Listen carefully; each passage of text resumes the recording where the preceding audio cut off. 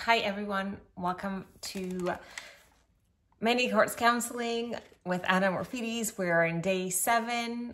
Why am I showing 5? We're on day 7 of healing our anxious attachment, cultivating self-love, and therefore also changing our self-concept, increasing gratitude for ourselves, changing our vibration. I talked about the David Hawkins diagram of human consciousness and hertz, depending on what stage of predominant emotion that we're in, and how love and gratitude are so much more higher in the map, and we allow ourselves to be in the flow of life and in a more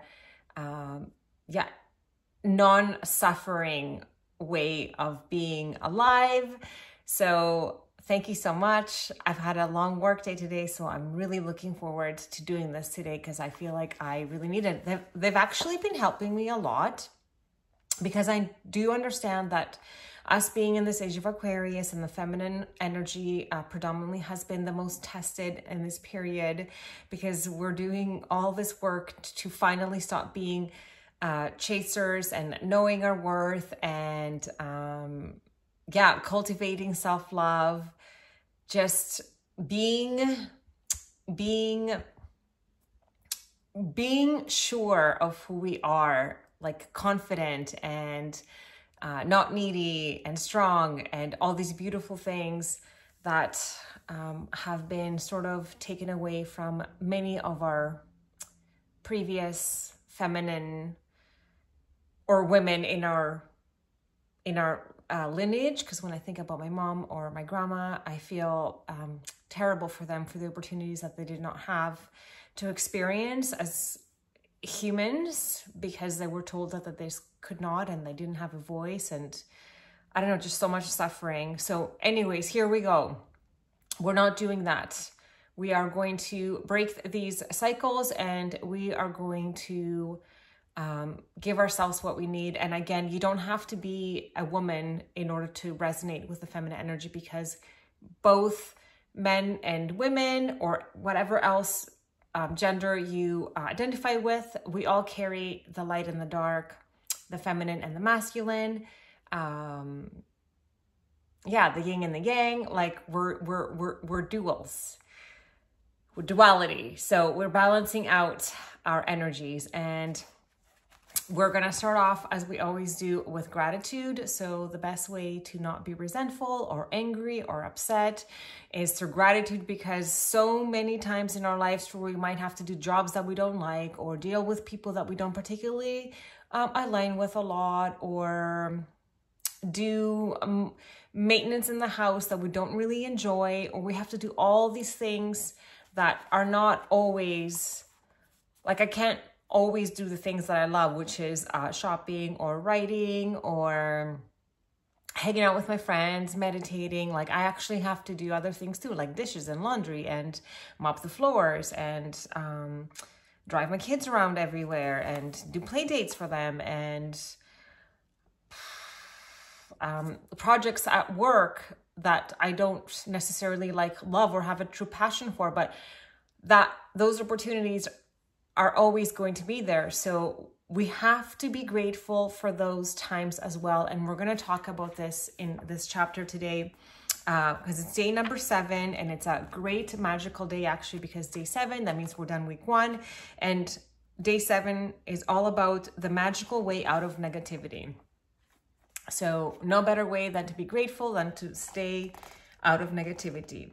So whether it's a relationship in turmoil, financial pressure, a lack of health, or problems in a job, negative situations arise often in our life. If we are not grateful for each thing in our lives, and we are unintentionally taking those things for granted, it's going to keep perpetuating this cycle. And I know that before I learned about gratitude, I would not be conscious of my health before something was wrong. Like if I hurt my back and I couldn't walk, then I would give thanks to my body for everything that it was doing for me. Or if a family member or a situation was not working in my favor, I feel like I would complain about it and start to get resentful or upset, angry, frustrated, but now I just have to remain in my gratitude, because not everyone is going to act like how we are, or think how we do, or say things how we would say them. Everyone is just so different. Everyone operates from their own set of core beliefs, wounds, trauma. We don't know. So that's why it's really important to accept people for exactly where they are, and always continue to give them gratitude in no matter what situation they find themselves in. So are we grateful to be alive every day, or do we take our life for granted? Are we grateful when our car is working well, or do we only think of our car when it breaks down? Are we grateful for loved ones when everything is running smoothly, or do we only talk to others about your loved ones when there are problems?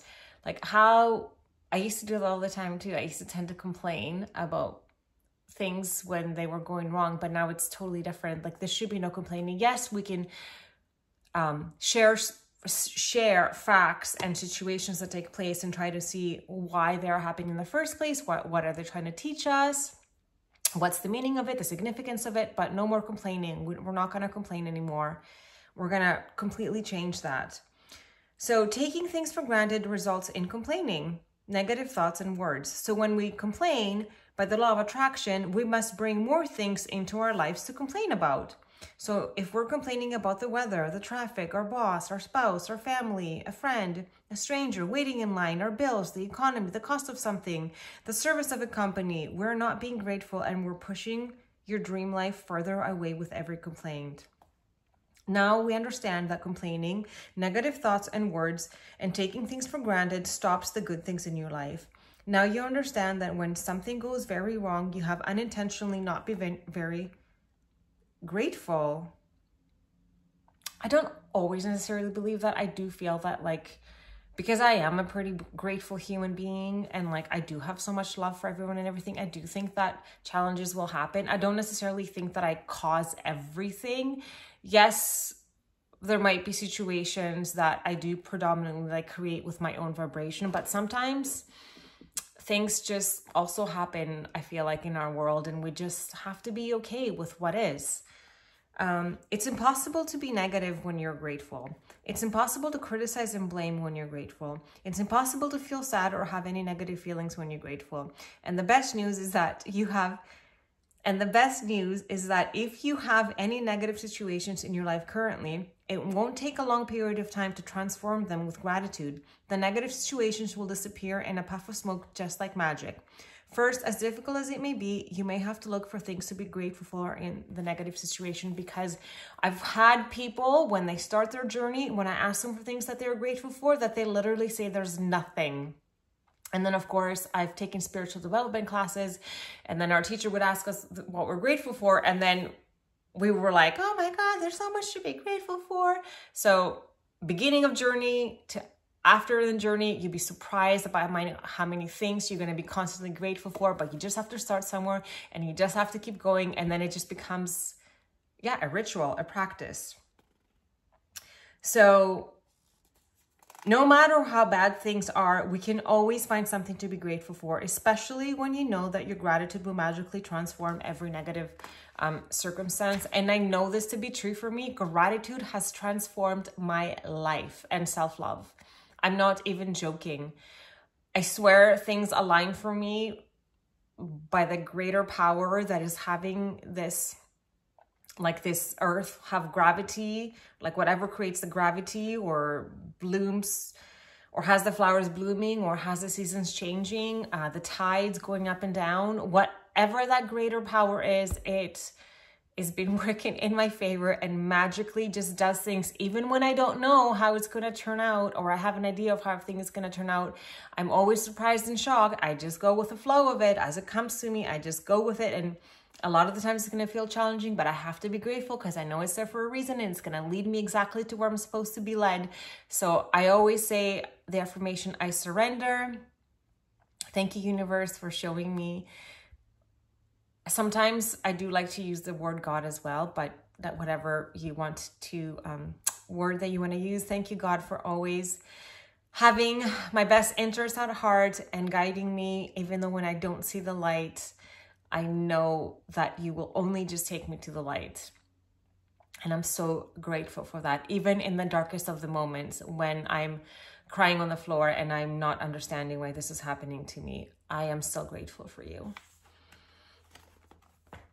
So we're gonna read a little paragraph from what Buddha said. He said, "Let us rise up and be thankful for if we didn't learn a lot today, at least we learned a little. And if we didn't learn a little, at least we didn't get sick. And if we got sick, at least we didn't die. So let us all be thankful." Okay, I don't remember reading this before, but yeah, I get the point of it. Like, no matter what's happening in our life, there's always going to be something else that we are grateful for. And then what comes to mind is, and if say that we did die, because I do believe that our soul recycles itself, and we do come back on earth time after time again. So say that I don't even look at death the same way anymore. So say that if I did die, I guess I would be grateful that I'm going to have a little bit of rest, because all the people that have near-death experiences, they all talk about the same thing, that when they cross over, before they come back, they feel all the love that's out there. They feel the love, the unconditional love that exists before we come into this human suit. So then I would be grateful. I know that I'm going to have to come back down and repeat this again, but I would just be grateful, I guess, for the little break. Okay, so here are some examples of what we can say to cultivate more gratitude in our life. I am so grateful to have had more time for my family during this period. This is if you're out of a job, for example, like how you can reframe it. I am so grateful to have had more time for my family during this period. I'm so grateful that my life is a lot better ordered because of the spare time I've had. I am grateful that I've had a job most of my life and that I am experienced. I am truly grateful that this is the first time I've ever been unemployed. I'm grateful for the rest that I've had because I needed it. So she's trying to say, the author of this book, Rhonda Byrne, I don't know how to say her name ever. Rhonda B. As a result of the unemployed person's gratitude, they will attract different circumstances, and their current situation must and will magically change because they just keep remaining grateful. So that's the magic key ingredient, is you keep remaining grateful and things will magically change and transform. And I know that I was so grateful for this one project that I had to do this last little bit that I was a little bit concerned about when I committed to it, but it sort of just fell into my lap. And I kept trying to think, okay, how am I going to do this? Like, I have so much on my plate. Like, how am I going to finish this contract? But I remained grateful for it and everything. And guess what happened? The person that I was filling in for is coming back early. So then I can have an exit because I believed that the universe was going to work it out for me. And I swear it happened. And because in my mind, I just kept thinking, how is it going to work out? And then I would say, no. It's going to work out. God knows what he's doing. He knows why he's placed me here. And I remain to be grateful for this job. And yeah, sure enough, now I have an opportunity to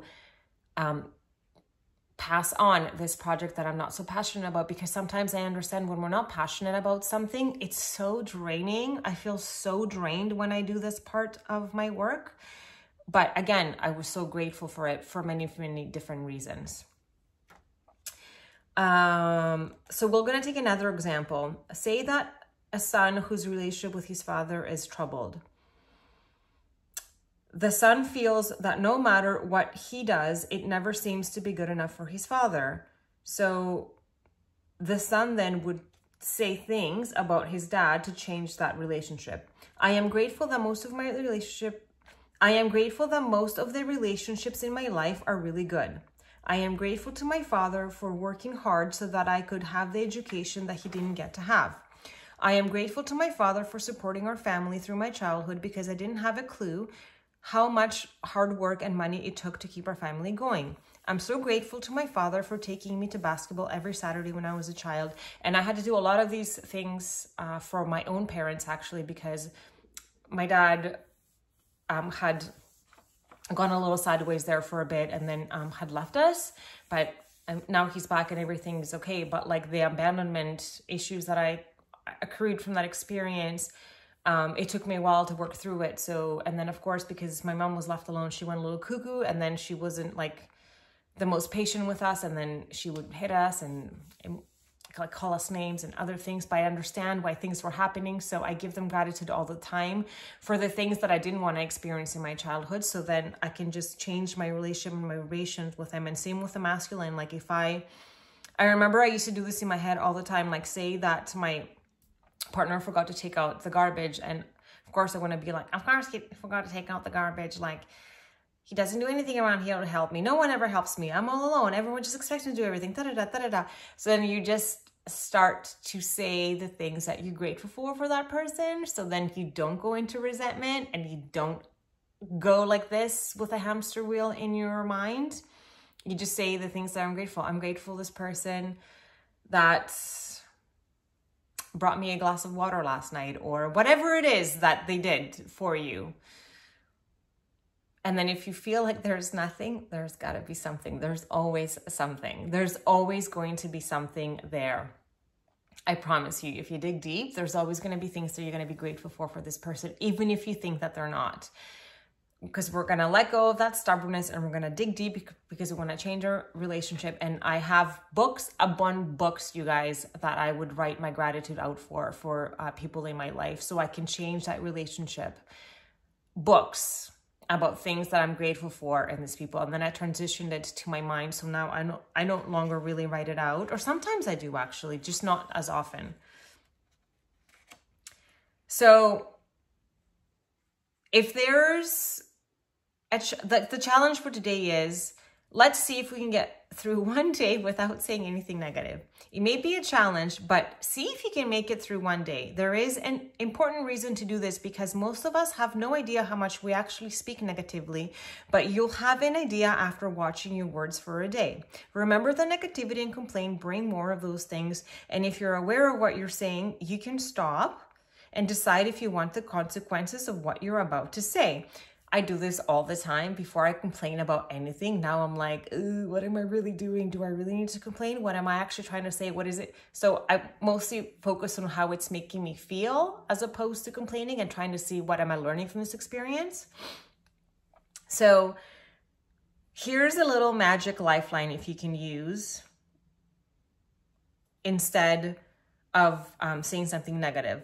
Stop immediately and say, but I have to say that I am really grateful for, right? So if it's like traffic, and I know a lot of the times I live in Vancouver and sometimes the traffic is ridiculous, but then I'm always like, no, but I'm really grateful that I have a car and I can get to the destination that I'm supposed to be getting to, whether it's my job or an outing or a workshop or whatever it might be. I'm just grateful that I'm able to get there whatever time I get there, and I'm able to listen to my music or talk on my phone while I'm inside my car or have peace and quiet or whatever it might be. And then finish the rest of the sentence with anything that you're grateful for. Take this magic lifeline with you and grab a hold of it whenever you need it.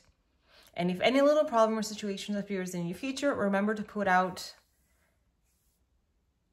gratitude. Okay, it says here to put out the embers with gratitude. I don't know what this word is. Put out the embers with gratitude before it grows into a fire. Oh, got it. Yes. Put out, the little sparkle fire. Put it out with gratitude before it goes into a fire. That's right, because we don't want to like make things explode. So we're going to count our blessings. As always, we're going to say 10 things that we're grateful for in our life that exist, and then 5 things that we are grateful for ourselves. So today I am so grateful for I want to say my brain and my eyes, because I spend so much time in front of the computer, reading, writing, Zooming, or whatever else it might be. So I'm really grateful for these parts of me that are allowing me to do my job. And yeah, thank you. And I'm really grateful in my life for my family, even though they bring me challenges many times. I'm really grateful that I get to have super fun experiences with them in between. And I know that if I ever needed anything, they would be there for me in a heartbeat. And for that, I'm really grateful for. Thank you, thank you, thank you. And then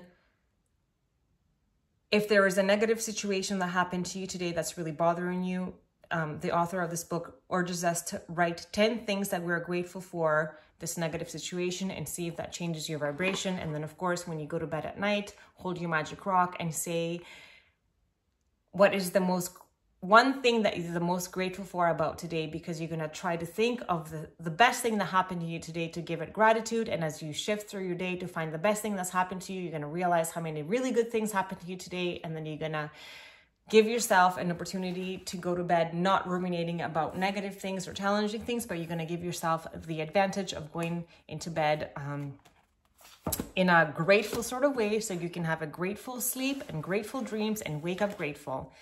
And we're going to go right into day 7 of loving ourselves, because we're also cultivating self-love. We're doing mirror work by Louise Hay. She's the pioneer of affirmations, and she was actually someone that was like severely abused when she was a kid, raped when she was 5, alcoholic, I think it was father, abandoned. And then she understood what affirmations and self-love could do to a person. So she changed her entire life around, and then went on in her 40s to help thousands of people also transform their lives. I love her. She has helped me cultivate self-love with this little book, 21-day program. So now we're on day 7. Today, you look at how far you've come and how much you've accomplished towards breaking free of your old beliefs and discovering future possibilities. Congratulations, dear one, she says. You have made it through your first week of mirror work. I am so proud of you for sticking with this course and practicing your mirror work the past 7 days, and I am too. Mirror work takes time, and I am so glad you have given yourself these 21 days to learn it. The more you practice, the easier it will get. It's okay if you still feel a bit silly or uncomfortable when you look at yourself in the mirror saying, I love you. I really, really love you. Yeah, it's still a little bit weird to me, but I mean, it's nice that I don't cringe or cry when I do it now. It may take several weeks or even a month to be entirely comfortable saying these loving words to yourself, but once you can say them with more ease, you will see positive changes in your life.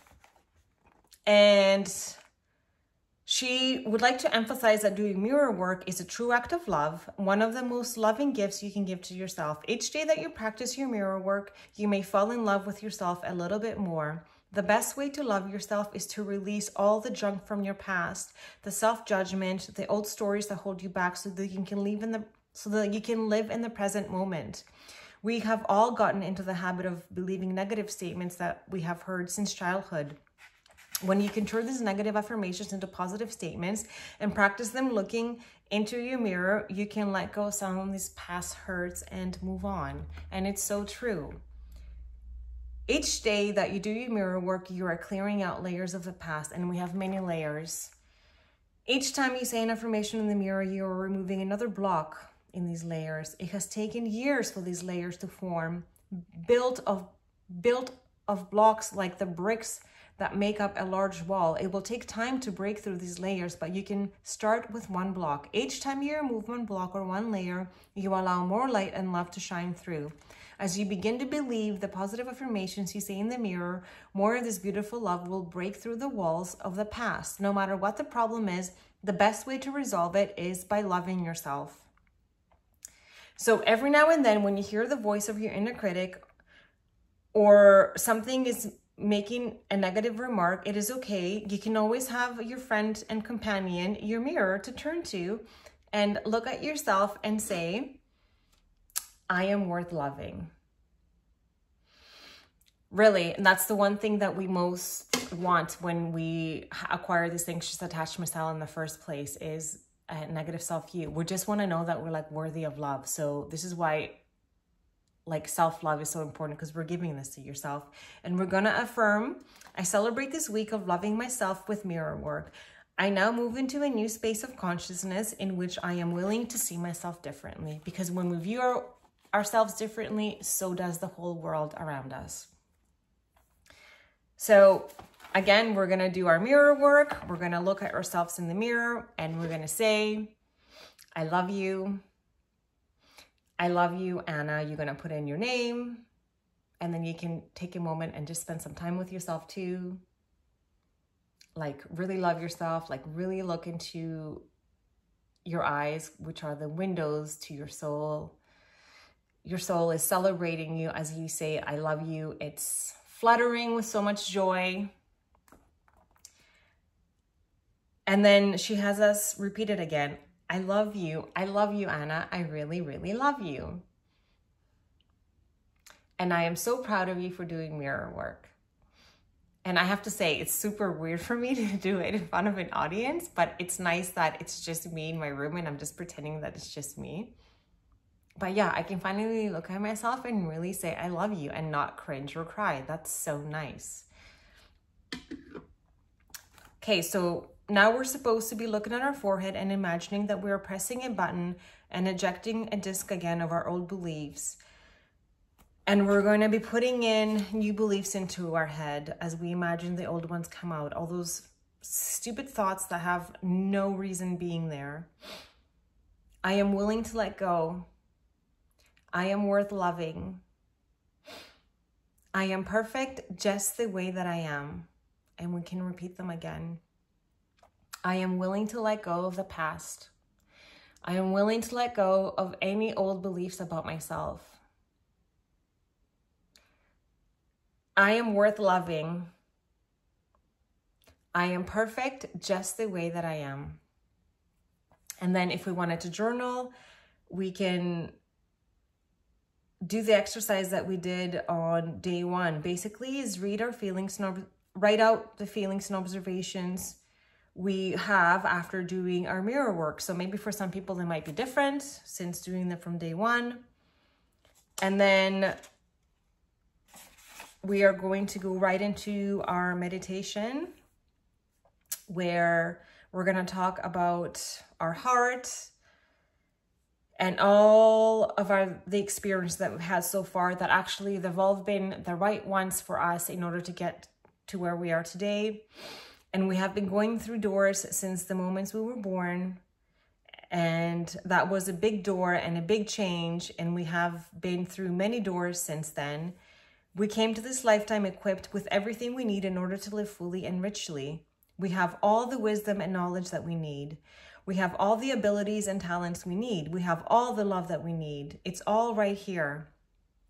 If we stay centered within ourselves, we will always be safe no matter which doorway we pass through. Even when we pass through the last doorway on this planet or the wrong doorway on this planet, it's not the end. It is simply the beginning of another new experience. Trust that it is all right to experience change and everything in between. Today is a new day and we have many wonderful new experiences. We are loved and we are safe. And with that being said, we're going to take our deep breaths. So we're going to inhale in love and exhale out anything that's not serving a little bit longer. So in love.